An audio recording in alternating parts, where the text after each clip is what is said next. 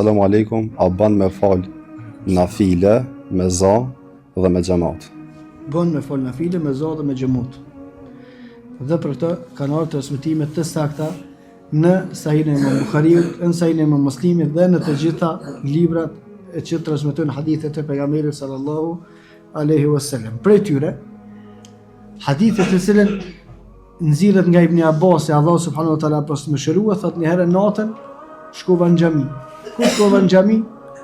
Pasha që si një lisë, si një trungë, me thonë si një trungë, një shka.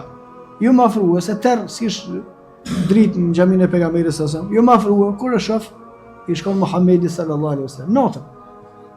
I shkon Muhamedi sallallahu alaihi wasallam të u fal, namaz nafile. Se gjysmë natës nuk ish namaz i farz. Thash vetë me vete, shumë rast i mirë, me çiko ka pejgamberi sallallahu alaihi wasallam të u fal, lidhna edhe unë të fala me pejgamberin sallallahu alaihi wasallam. Kur jam lidh me fal me pejgamberin sallallahu alaihi wasallam, pejgamberi sa masi që lexoj suratul Fatiha e nisi surën Al-Baqara. Thash vetë me vete, ka më lexuar diçka pe surën Al-Baqara. Kur ajt shkoj në gjys, gati në gjys, thash në orë të më shkon në gjys, vetë me vete, me mendim. Ata që në gjysë, kur e thash sigurisht dhe kam e përfundu. Kur e përfundoi surën Al-Baqara, ja nisi sura Al-Imran. Thash vetë me vete në është atyr në gjys, thot e përfundoi krejt.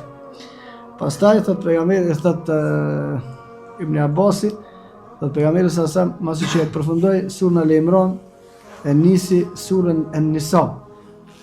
Mes Al-Imran të An-Nisas është suratul Maide. E ka kalu pejgamberi sallallahu alaihi wasallam surën Al-Maide, ka nis surën Nisa.